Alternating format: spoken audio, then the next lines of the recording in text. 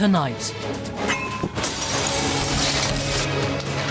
we tell the story of incredible cases you helped solve.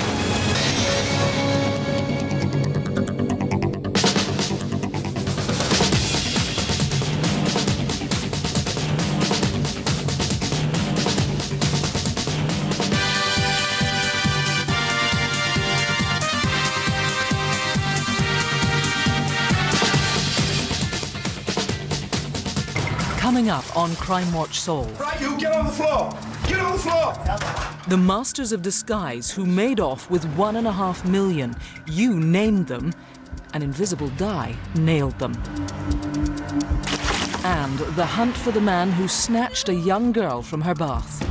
We had an empty bath, no eyewitnesses. We were starting from that position, a position of zero. But now...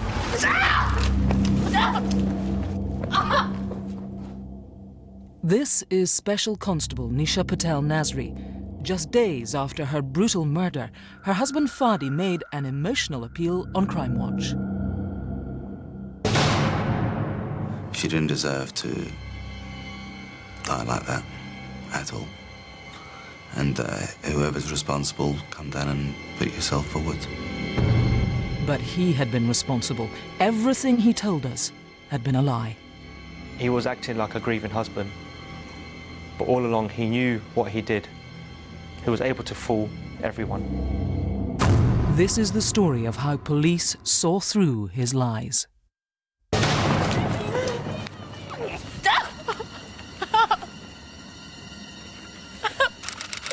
You all right, love?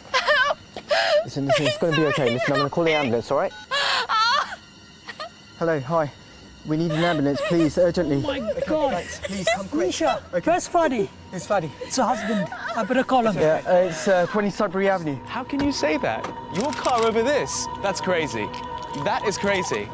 Hang on. What? Hello? Fadi? What? They said that your wife's been stabbed. So we just jumped in a car and flew back to the house. When I entered the road, the ambulance was there. We were trying to bring her back to life.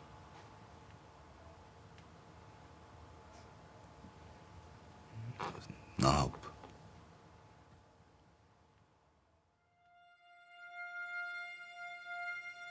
Nisha had been stabbed once in the groin and bled to death. She was just 29 years old. She was fun, she was bubbly, she was always helpful towards people. She always liked to try to, be there for everyone. Nisha was a hairstylist by profession, but she also volunteered as a special police constable. What better way to help somebody than, work as a special constable, to help the community. All she wanted to do is just help. So why would someone want her dead? The first thing you see when you get there is the blood outside the premises, the blood on the footpath and the blood near the front door. There had been no forced entry, and neither are signs of any attempted forced entry either.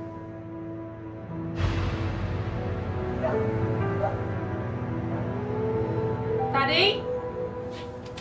So the initial thought was that Nisha had come out of the house and confronted someone and been stabbed.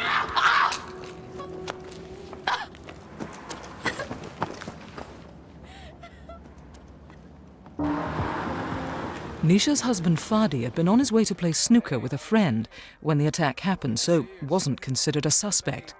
When he appeared on Crimewatch to appeal for information, the public saw a grieving husband. But it was a remarkable piece of play acting. We're in shock at the moment. Hasn't even sunk in. We're still waiting. In a minute she'll walk through the door. In a minute she's gonna call me. Crimewatch director Emma Clark conducted that interview. I was affected by it. I was very emotional just watching him doing the appeal. I mean, I was totally and utterly convinced by him. What are you going to cook for me tonight? Nisha met Beirut-born Fadi Nasri through a mutual friend, and after an 8-month romance, the couple were engaged. When they married, Nasri was running an escort agency, but Nisha disapproved. She persuaded him to give it up, giving him £15,000 to start a limousine hire company. To the outside world, they appeared a happy couple. The night before she was killed had been their 3rd anniversary. With no eyewitnesses and no forensic clues, priority number 1 was locating the murder weapon. A knife with dimensions matching the fatal stab wound was missing from the kitchen. Had Nisha armed herself before going outside to investigate the disturbance? That knife became absolutely pivotal. At that stage, I believe that the offender may well have snatched it from Nisha. So he hadn't arrived with the knife, so therefore he hadn't really got a plan to dispose of it. So I felt he would discard it sooner or later. He wouldn't have kept it with him because he wouldn't know what to do with it.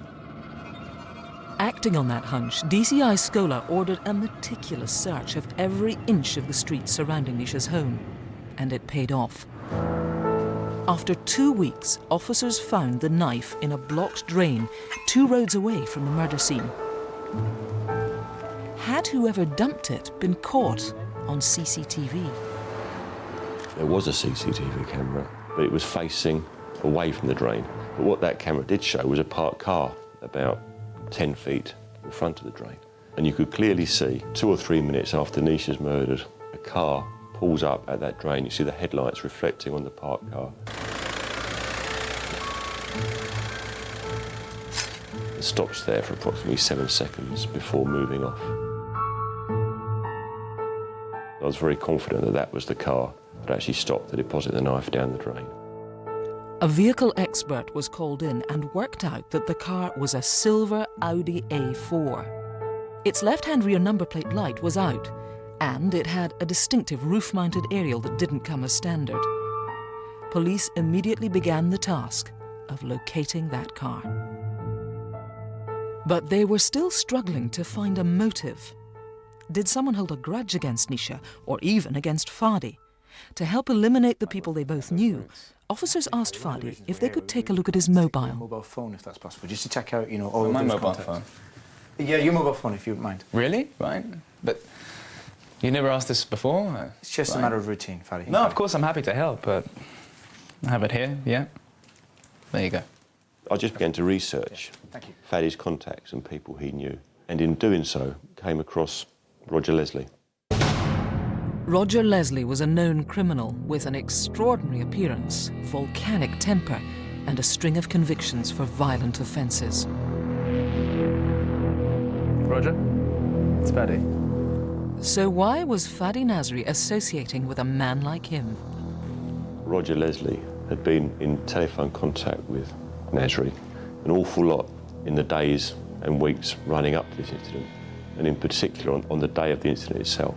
And there were some very notable calls shortly before he goes to play snooker, and there's another call immediately after his wife is stabbed. Clearly there's a reason for those phone calls between Fadi Nasri and Roger Leslie, and I wanted to know what that reason was. Had Leslie and Nasri had some sort of dispute, and was the attack on Nisha something to do with it? You understand? But investigations soon revealed that Leslie couldn't have carried out the killing. He had been nowhere near the scene of the crime. But police did notice something else suspicious about Roger Leslie. We identified a mirroring of phone calls. Every time Leslie was in contact with Nasri, shortly before or shortly afterwards, he was in contact with another phone that was owned by Tony Emanuel. Tony Emanuel was a nightclub promoter from East Ham. Intriguingly, records for the night placed him near the murder scene. Leslie received a telephone call from Tony Emanuel's phone immediately after Nisha was stabbed. You can see that virtually the instant he disconnected that telephone call, he phoned Fadi Nasri straight away. So clearly there had to be a link between those phone calls. Fadi. And as police investigated Tony Emanuel, they discovered that he drove a silver Audi A4. Complete with defective rear number plate light. and a distinctive roof-mounted aerial. It was a major breakthrough. At that stage, we could link the car to the drain and the phone calls to the people. You could see that it was unravelling in front of you. It'd been nearly 6 months. We hadn't really made any good progress, but suddenly the pieces were beginning to come together. Emmanuel would later admit that he'd been hired by a man called Jason Jones to drive to Nisha's house, and that Jones had carried out the murder. Jones was a nightclub bouncer with 76 prior convictions. Emmanuel maintained throughout he had no idea that Jones was going to attack Nisha, thinking instead he was driving to a drug deal. Just you wait here, yeah? Yet one detail he provided police with turned the investigation on its head. He told police that Jones had been inside Nisha's house and that he'd seen piles of money lying around. We knew that was true. We knew Nisha had counted out her day's takings and they were on the settee next to her. Yet the only people who knew that money was lying there were Nisha herself and those that saw it after her death. So suddenly I realised that the hypotheses about Nisha confronting someone outside were wrong. Police felt it highly unlikely that Nisha would have let him in, and there was no forced entry. So, had someone helped him to gain access to the house? Daddy?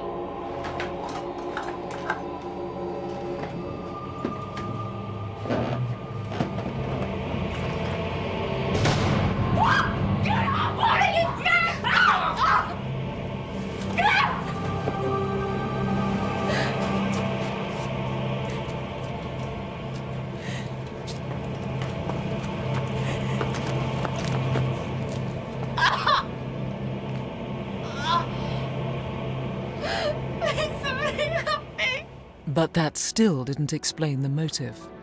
Why Nisha? What was the connection between these men and Fadi Nasri?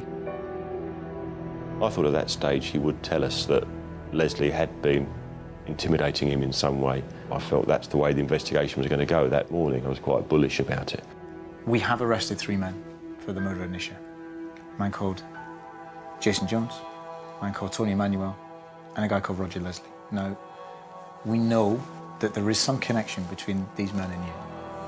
And then, I've never seen anything like it before, he burst into tears and broke down. I'm sorry. I will talk to you. I just need some time to clear my head and get my head straight. But I will talk to you. Nasri was clearly stalling for time. But why? Police decided to take a closer look at him. He had a passion for the high life. He drove a luxury car, wore expensive clothes, and claimed to be earning £150,000 a year from his limousine business. But in reality, he was facing financial ruin. His business was doing terribly, and he'd run up 6-figure debts. Listen. I'm gonna get the money to you. It's gonna be maximum 2 weeks we're talking here. Well, what else do you want me to do about it? I'm guaranteeing you're gonna have it in 2 weeks. I'm in a situation. It's nice to see you again. Nisha had been the family breadwinner. As well as her volunteer work with the police, she was working 7 days a week in her hair salon to keep the couple financially afloat. Although they appeared happy, in reality their marriage was on the rocks. Sorry, baby. Just way too tired. Privately, Nisha had confided to friends that she was desperate for a baby, but that Fadi barely touched her anymore. He comes home, he sleeps. I don't know how we got here. I have no idea how we got here. But it wasn't just work that was keeping Fadi occupied. Where are you? I'm just on my way to meet a client, Nish. Wait, It's after 6 o'clock, baby. You said you were going to come back. I know, but I had a meeting cancelled earlier on and they can only reschedule us now. So when do you think you're going to get back? Are you going to get back for dinner? I'm not going to be more than a couple of hours, okay, baby? Look, I'm here now, okay? I'm gonna make it up to you, I promise. I have to go, all right? I'll call you later.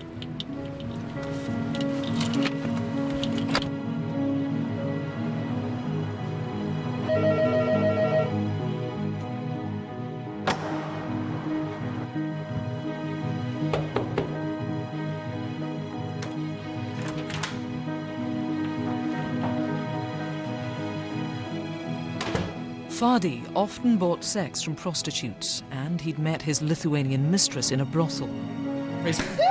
Yes.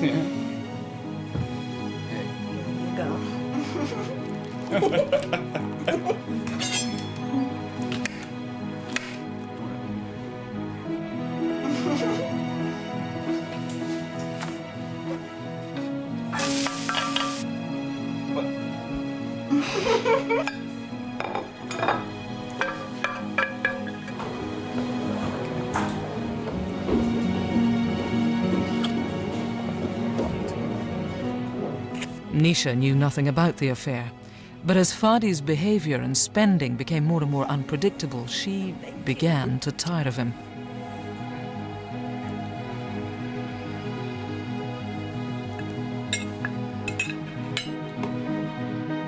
I can't cope with this. I can't do this anymore.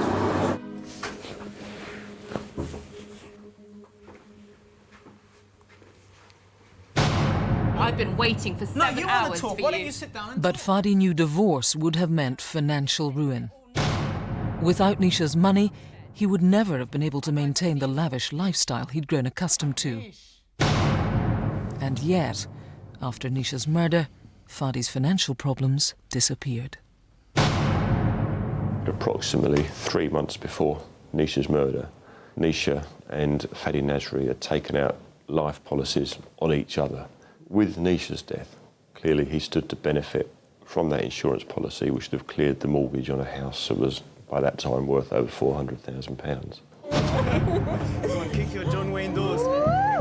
Using that money, Fadi had cleared £100,000 worth of debts and set up home with his mistress. But he wasn't finished there.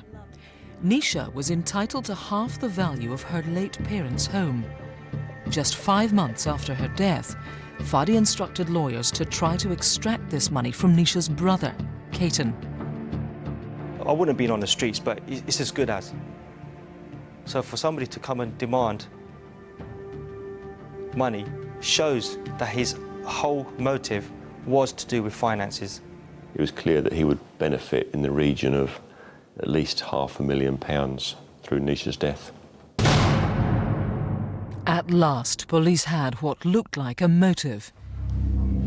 This is what they now believe happened. Knowing his reputation, Fadi asked Roger Leslie to orchestrate his wife's murder and provided him with keys to the house so that the killer could let himself in. Leslie hired Jason Jones to carry out the murder. And Jones hired Tony Emmanuel to drive him to the scene, making up a cover story that it was to be a drugs deal. Fadi's role was relatively simple. All he had to do was create an alibi for himself. I was wondering, what do you like for a snooker game later this week? And make sure that Nisha was going to be home that evening. You know what I'm gonna do for my beautiful wife tonight? What's that? I'm gonna cook you an exotically fantastic meal. You're gonna cook? You deserve it. I'm gonna straighten everything out.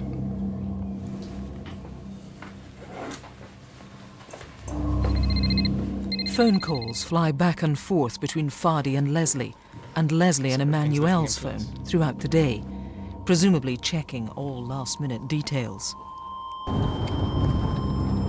At around 10:30, Emmanuel's silver Audi travels down the North Circular and stops around 3 miles from Nisha's home, presumably waiting for instructions to move in. You all right? Yeah. Sorry, I must have just lost my appetite. Gorgeous.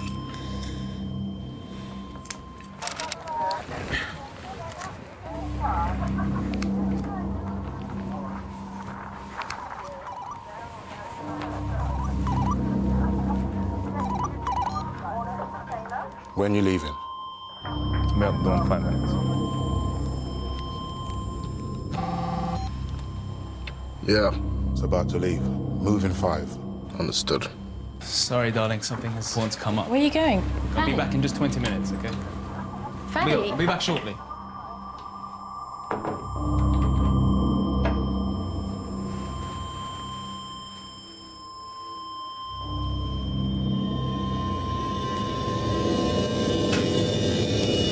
Let's go.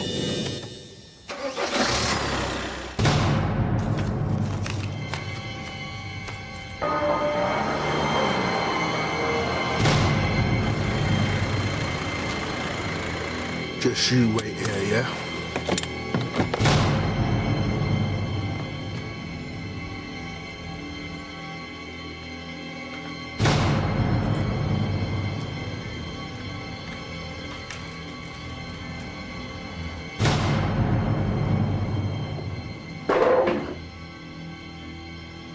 Paddy? What, man? Good to see you. Sorry if I'm running a bit late.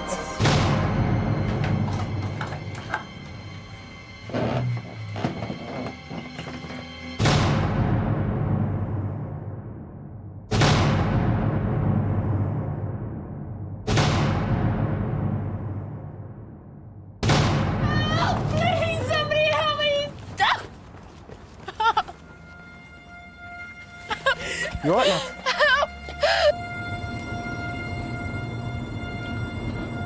Yeah, it's done.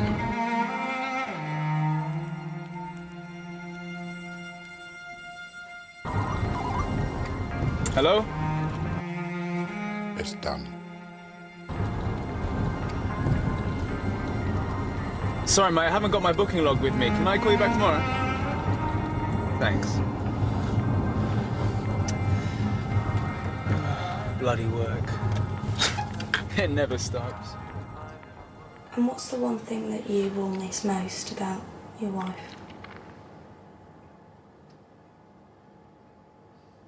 Absolutely everything. You know.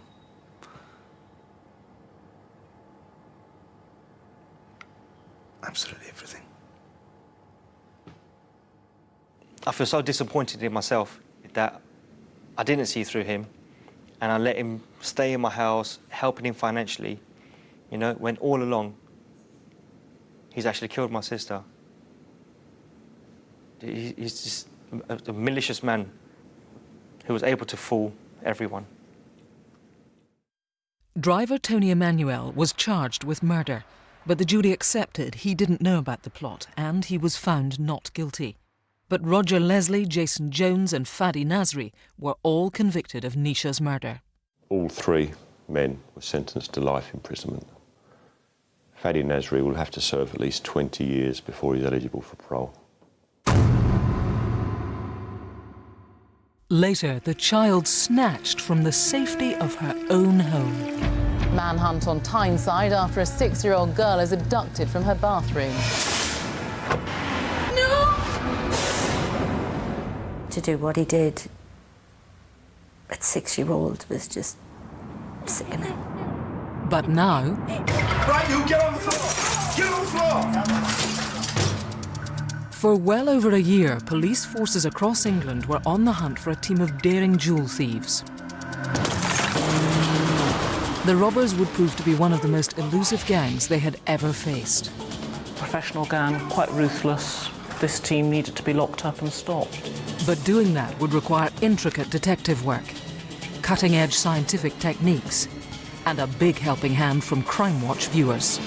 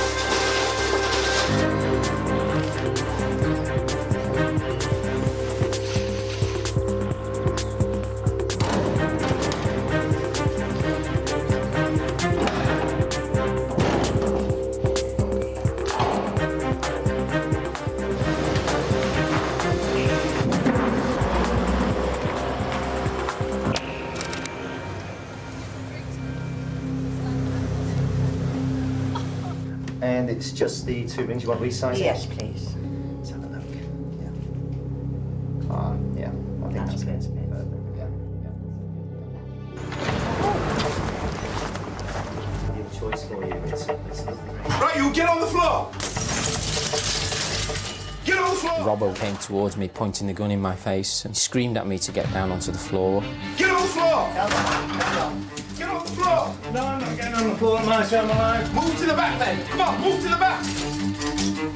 I was terrified. It was obviously a very, very horrendous situation for everyone involved. Stop!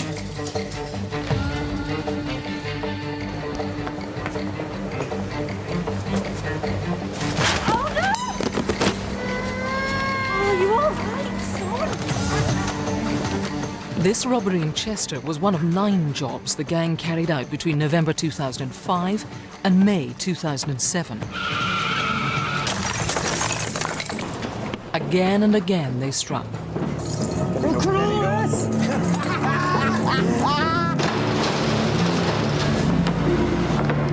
In all corners of the country, from Hampshire to Yorkshire. Undoubtedly, I suspect these armed robbers thought that if they were to do 9 armed robberies around the country, we would find it difficult to link the 9 together.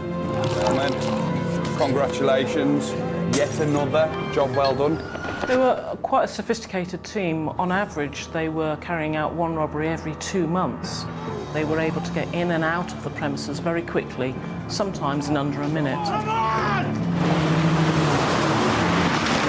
I think they learned their behaviour as they went along. Where they made mistakes at 1 robbery, they learned from that and improved their method at the next robbery. The gang would change their disguises from job to job. Sometimes it was fake beards, glasses and hats. One time, a postman's uniform. Another, full forensic suits. But whilst their appearance changed, one thing remained the same. Get on the floor! They were always armed. The pressure upon us was acute to stop them. We didn't know whether these firearms were real. We didn't know what would stop them. From their very first robbery at Jeremy Francis Jewellers in Winchester, it was clear the gang had done their homework. They were aiming directly for the diamond windows. They knew exactly which windows to target, and they cleared us out of most of the large diamond pieces. To have a gun at your face is incredibly frightening. It's not so much scary frightening as a thought goes through your head that at any moment you may die. Police needed a lead, and the cars used in the robberies were a good place to start. What an idiot! In every instance, the gang would steal 2 cars before fitting them with cloned plates.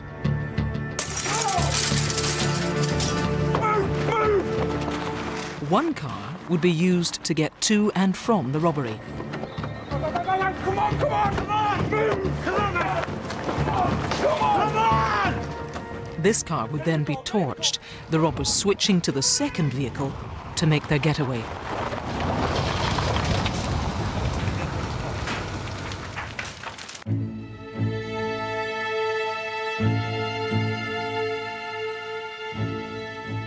But burning out a car doesn't destroy all clues. Forensic examination of each burnt-out shell revealed the true identity of each stolen vehicle and a vital detail that linked them all. All the cars used on the robberies were stolen from Birmingham. Sometimes they were stolen during a house burglary where someone's keys were stolen and the car removed from the drive. On other occasions, they were removed quite violently from the drivers as they were driving about their daily business. And that led me to believe that the offenders would be from the Birmingham area. Knowing they were from Birmingham was a start, but it didn't bring them any closer to actual names. That was about to change. Whilst robbing Winchester, one of the robbers left a vital clue. Boss. OK, what have you got? Found a glove here. We sent that glove for forensic analysis and found that it contained the DNA of a male. That DNA was matched on the DNA database to a male called Luke Aaron Nash. Nash had been a serial offender since the age of 15 and had 19 convictions, mostly for theft and burglary, by the time he was 24. And crucially, he was from Birmingham.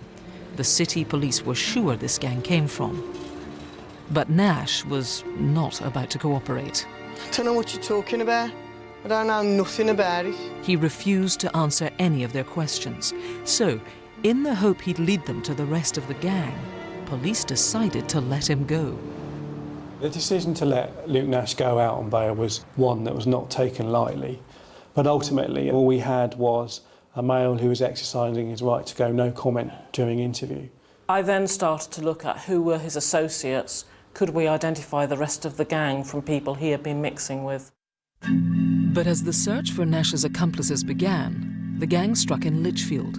This time, things didn't go their way. The robbers couldn't open the cabinet doors, and they left with nothing. But the gang wasn't used to failure. They made a fateful decision to go back to Winchester and attempt to rob the Jeremy France jewellers, their very first target, for a second time.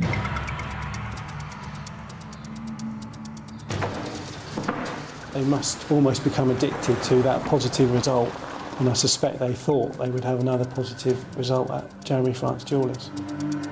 But this time, Jeremy France was ready for them. 3 men came in all together. There was a staff member, there were 2 members of the public. The gun went straight onto them. I personally was up in the office and I hit the buttons. Anti-bandit smoke flooded the shop, causing the robbers to panic and run back towards the door, where a special sprinkler system was waiting for them. The liquid it sprays is called Smart Water. The liquid itself has a forensic fingerprint or DNA style identifier that allows us to put the criminal back at the scene of the crime at the time of the crime. Effectively, it's like an ink, but you can't see it until you go under ultraviolet light. And it glows bright yellow. It's very difficult for them to remove, and we only need the slightest speck to actually tie them back to a particular instant. The police can take swabs, send it to our lab, and we'll decode it and tell the police where that solution came from, where that particular spray system was installed. And in this instance, that would mean linking it back to the Jeremy France instance in Winchester. The Smart Water was activated, ready for when they ran across it. As they run through it, the spray came down in huge doses, so they were completely and utterly soaked. If we located those people, we could positively link them, without any shadow of a doubt, to the Jeremy France robbery. And that's where Crimewatch came in. The jewel thieves who think they can get away with it time and time and time again. Well, let's prove them wrong. At this Just one phone call brought the decisive breakthrough. The viewer named 3 men, all were from Birmingham. 37-year-old Elliot Burton, 28-year-old Simon Waller, and Luke Nash. The man whose DNA had been found in the glove after the first robbery. At this stage, we'd never released to the press or to the public the name of Luke Nash. And suddenly this person who made the phone call was giving us his name, as well as the name of other people they thought were involved in the crime. But could police prove the 3 were linked?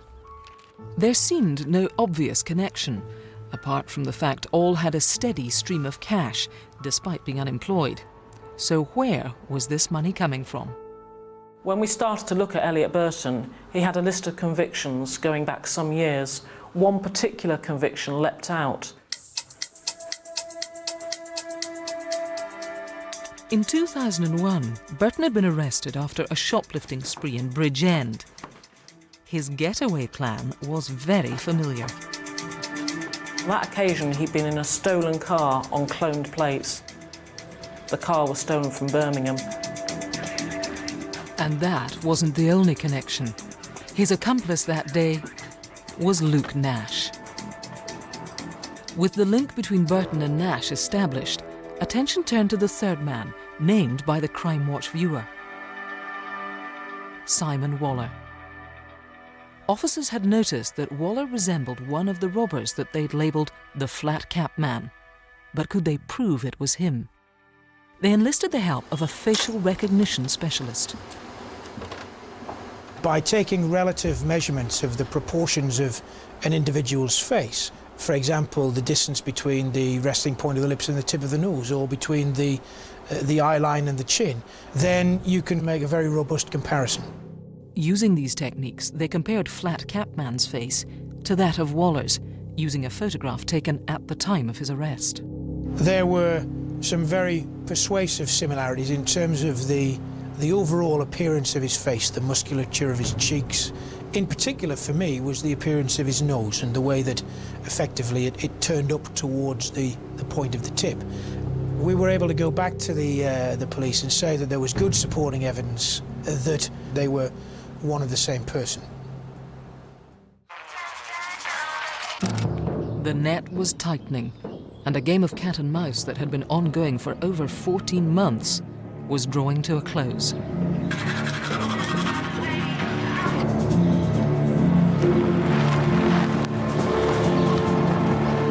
At dawn, West Midlands Police surrounded the home of Simon Waller. Simon Waller! Come out of the house! Do not bring any weapons! You're surrounded by armed police! Armed police officers, show me your hands! Step forward! Make no sudden moves and you'll come to no harm, do you understand? I want you to turn around, slowly, and lay on the floor. Get your hands in the small of your back! Get your hands in the small of your back! As Waller was being taken into custody, raids were taking place simultaneously at the homes of Luke Nash and Elliot Burton. No need for this, lads! All right! The houses of all three were searched for anything which might link them to the robberies. Nash and Burton were clean, but inside Waller's house, police struck gold. They discovered in a bag 53 items of stolen jewellery. It was a fantastic feeling when you knew, well, we've got the right chap here. And inside an airing cupboard, another breakthrough. 2 handguns. Were these the weapons used in the robberies? I was confident that if one of those firearms had been used at Jeremy France Jewellers, it would be carrying the Smartwater. We analysed the 2 guns at the Smartwater laboratories, and we found that one of them was covered in Smartwater. We could prove and provide evidence to the police that actually that Smartwater could only have come from Jeremy France in Winchester. The evidence against Waller was damning. How can you explain this? Facial recognition had identified him, and he'd been caught red-handed with both stolen jewellery and the handgun. They could link Nash to the first Winchester job. Come on, Luke, tell me about the glove. His DNA was found at the burnt-out getaway car. But building a case against Burton was a lot trickier. Listen, I don't know Simon Waller. I don't know what I'm doing here. I don't know what you want from me. I ain't done nothing, all right? Police had to prove that this was a lie. What was crucial against him was his mobile phone. You're all right, kid. Despite his repeated denials, records showed Burton and Waller had regularly phoned each other, even on the day of their arrests. Well, he's offering us 600 quid for the watches. Nah, mate, he's laughing. Yet still, Burton denied he knew him, even though Waller's number was saved in his mobile. I've never found him in my life. Someone might have took my phone and found him, but I haven't, to tell you that. So whose telephone is this then? Mine. And whose mobile number is that? That's Gaz, my handyman. He put the taps in my garden. But Burton's lies couldn't save him when this photograph was recovered from his laptop. Brothers in arms, arms round each other. They weren't just friends, they were close friends. All right. See you soon. All right, bye. Bye. The pieces had fallen into place. The connection between the three had been proved beyond any doubt.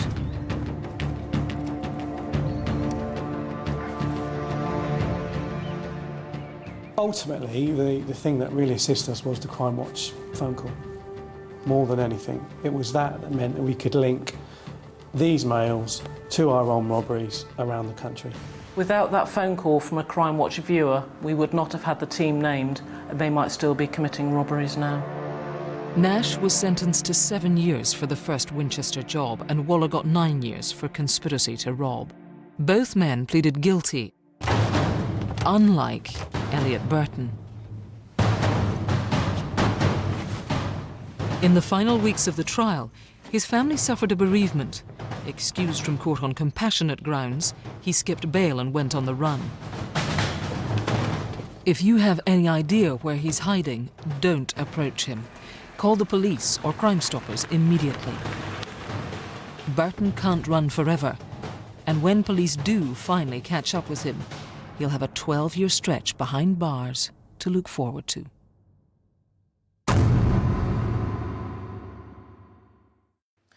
Police on Tyneside hunting for a man who abducted a 6-year-old girl and assaulted her in what detectives are describing as a sexually motivated... This is every parent's absolute nightmare. Now, a crime so shocking it dominated our headlines and became Northumbria's biggest ever manhunt.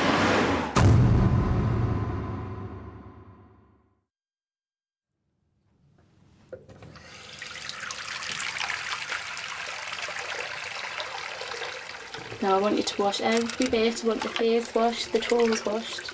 My daughter can spend an hour, 2 hours. She'll stay there till she's wrinkled. Takes all her toys with her and plays with them. Baby ducks when they get washed. She taught her toys all the time. She never shut up.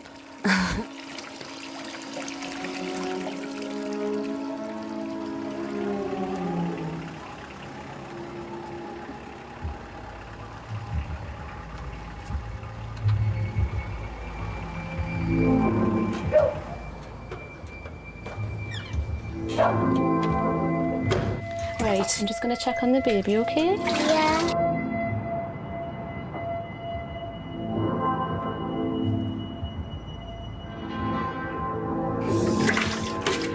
I'd leave my daughter in the bath on a normal night. She was 6 and old enough to be left in the bath alone. That one's called Quacky, that one's called Orange, that one's called Beaky.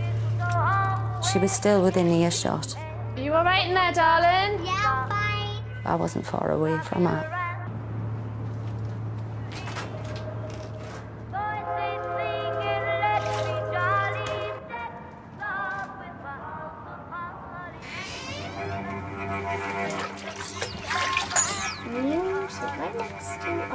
What are you doing here?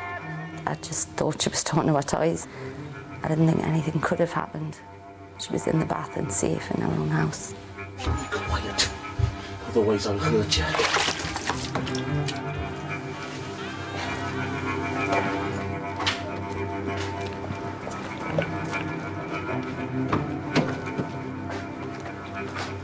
Wet, naked and terrified, the 6-year-old girl was driven off into the cold December night. Her abductor told her that if she made a noise, she'd never see her mum again.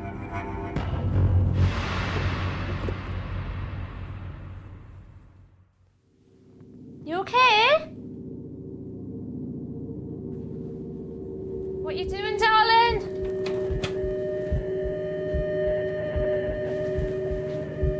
Sweetheart? Darling? Where are you? Darling?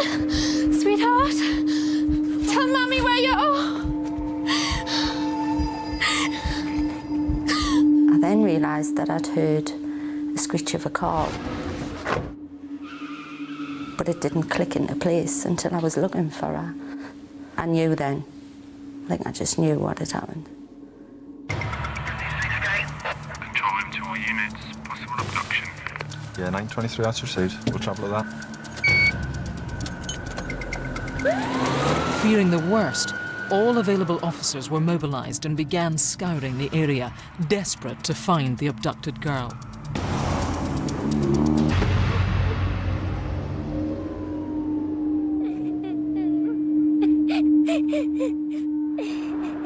I heard screaming, so I rushed straight out, and that's when I saw the little girl standing over there in the little alcove there, completely naked, freezing cold.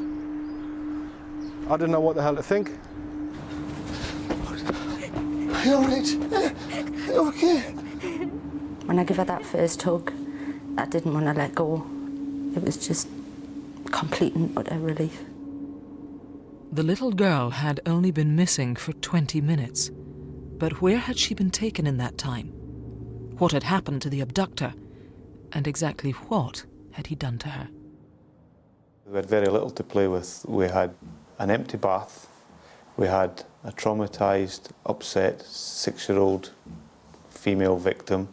We had no eyewitnesses, and we were starting from that position, a position of zero. The only way to work out what happened was to gently coax information from the child. That in itself was very challenging, because you've got to remember she was only 6.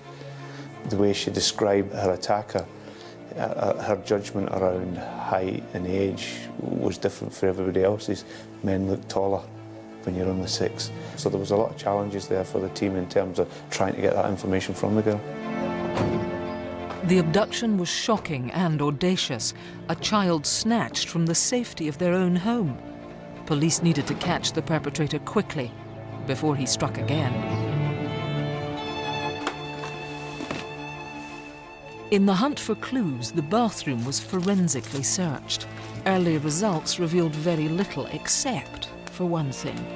There were a number of footprints on the wet lino floor. There was one there that we couldn't account for, and we were hopeful and quite confident that that was probably the offender's footprint. This was the footprint. If police could find the shoe that made it, they would be one step closer to finding their man. In the meantime, it was becoming clear from interviews with the young girl that throughout the ordeal, she'd been repeatedly sexually abused.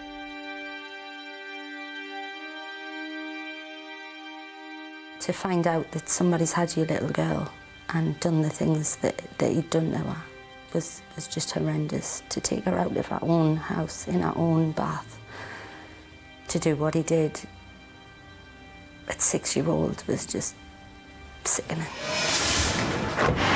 No!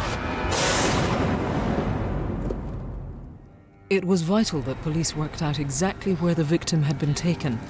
This footage was recorded as officers drove the young girl around the area to see what landmarks she could recognize. We've changed her voice to protect her identity. I do remember him taking me past the train station. Who took you there? The nasty man. It's absolutely remarkable, her attention to detail. She had been given advice by her mother that if she ever got lost, she had to identify landmarks. And she was able to take us a large part of the route that she believed she was taking. Yeah, just underneath this bridge. Under the bridge? Do you remember where you went after the bridge? She was able to identify buildings with red windows, where she says one of the attacks took place. She identified shops, she identified pubs that she drove past, and I think that was really quite remarkable for a child her age. Yeah, he took us past here, all right.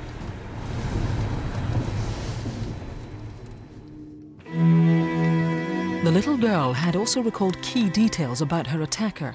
She described him as a white man in his 30s and said that she'd never seen him before, ruling out anyone close to her. Good morning. Morning. We're looking for a male with good local knowledge of the area. Now, the victim describes being taken round in a red car, so we need witnesses. Who saw a red car acting suspiciously that night? Who owns a red car who might be of interest to us? Locating this red car was vital and formed the basis of the appeal on Crimewatch. Police feared it would be a needle in a haystack search, as the only person they knew who'd definitely seen it was the little girl herself. But her remarkable attention to detail came to their aid yet again. We were talking about the car, yeah? What can you tell me about the car? It looked like my dad's car, and it had a lion in the steering wheel. She had noticed that her attacker's car was the same type that her father drove. a Vauxhall Astra. Police knew then what kind of car it was, but they needed to find the driver. The search became Northumbria's biggest ever manhunt. We started to interview straight away all the people that were either nominated as potential offenders by members of the public or were registered sex offenders. That is a huge task, a laborious task, but it had to be done. One of the registered sex offenders police went to interview was 37-year-old convicted paedophile Peter Voicey. He used to live in Willington Quay, the area from where the girl was snatched. But good recent behaviour meant he was deemed low risk. I'm not really expecting this to go anywhere. When we initially went to see Peter Voicey, he was one of many other sex offenders that were supposed to visit. He was of no more interest than any of the others. All right, Peter Voicey. That's right, yeah. Do you mind if we come and ask you a few questions? No bother, mate. Come in. He was very friendly, quite chatty, tried to come over as quite a pleasant character. He tried to include as much detail as he possibly could, down to the details of when he was visiting friends, what was on the television when he was visiting his friends, so he could tie himself down to specific times. But the cops, importantly, got the conversation round to his shoes. Right, Peter, we need to check all the shoes in the house, sir. It's just procedure. Start with those ones, Go and get the rest for us now. Thanks very much. Get that photocopy out, let's have a look at this. At that point, I realised that the pattern of his training shoe that he was wearing matched the pattern that we were trying to identify from the crime scene. With the matching footprint and his previous convictions for paedophilia, Voicey suddenly became a major suspect. I was quite excited, but I knew there was an awful lot of work to do. A footprint alone will never, ever convict anybody. But it certainly started to point us in the right direction. Police then tried to work out if Voicey could be linked to the crime in any other way. So how are we getting around at the moment, Peter? Well, Vauxhall Astra? A red Vauxhall Astra? Forensic evidence from that car might prove Voicey was their man. But just days after the abduction, he had taken the red Vauxhall Astra, potentially the most important piece of evidence in the entire investigation, and sold it for scrap. We lost the potential to recover significant forensic evidence from that vehicle. Potentially we could have shown that the child had been in that car. It was a huge blow. All that potentially vital evidence had been crushed and lost forever. If Voicey was their man, police would need to prove it some other way. Who is this guy? What makes him tick? What sort of offences does he commit? Peter Ivor Voicey's offending began at the age of 15 with an act of arson. A string of offences followed. He became what's known as a creep burglar, getting kicks from entering properties whilst the occupants were still inside. Committing offences in places where he could easily be caught was clearly a buzz for Voicey. His first sexual attack came in a swimming pool in Macclesfield.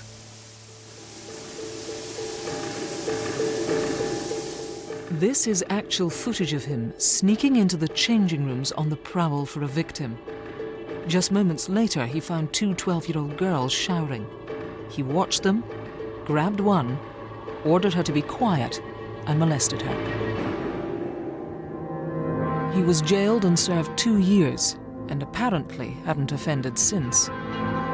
But the boldness with which he carried out his previous crimes suggested he was certainly capable of sneaking into a home and snatching a girl from her own bath. The big question then became, could they place him at the scene of the abduction? The officers, when they visited him, they also took Voicey's mobile phone. And what we were able to do with that is find out where his phone was operating at the time the attack took place. And when we did that, his phone wasn't in the area that he claimed to be.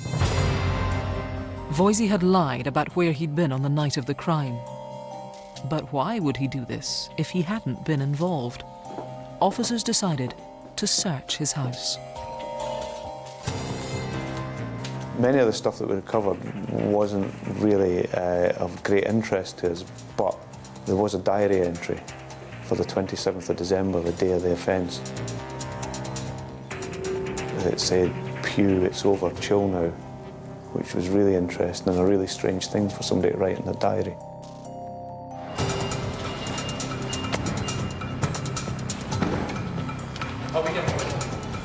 It was time to bring him in. How would Voicey try and explain the unusual diary entry? Oh, go and fuck yourself, you stupid twat. Get away and fuck. It's blatantly, phew, it's all over, Christmas is finished. That's all that says. It doesn't say anything about Christmas. No, I know it doesn't. Phew, it's all over. It's all over. Chill now. Aye, aye. So what was all over? Christmas. The fact that you've abducted a child from a home address, taken her in a car, sexually assaulted her, raped her. He also denied the footprints on the lino were his, despite the fact that only 5 pairs of that style of trainer had been sold in the entire northeast. They weren't mine. Not my footprints, no way other. Couldn't have been. I wasn't in that house. That was nothing to do with me. And he even attempted to dismiss a partial DNA sample which had been found on the girl. Although police couldn't be 100% sure, the chances of it belonging to Voicey were extremely high. It's absolutely physically impossible. What is? For them to be matched up with me. They can't be. How's that? Because it wasn't me. There was no single piece of evidence that would have convicted him. But you take all these pieces of evidence or coincidences, the fact that it couldn't be eliminated from the DNA evidence, the diary entry, the telephone evidence, the footprint evidence, the fact that he had knowledge of Willington Quay, he used to live in the area, all these taken together was, in my view, compelling evidence that he was the attacker, and the jury believed that as well. Peter Voicey was sentenced to life imprisonment. The judge told him that he would never be let out until the authorities were confident that he would no longer be a danger to children. I think the key thing that probably led us to Voicey was the bravery of the victim herself. The detail that she was able to give us for one so young, the fact that she could give us information about the car, the route, all these things together meant that we had a very credible, brave little witness. She's over the initial shock of what had happened. She still has therapy. But she has a deal with it attitude. She's a strong little girl and she'll do fine.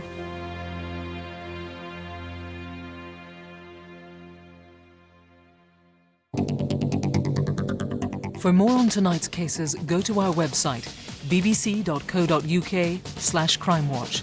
We'll be back with our next show in September.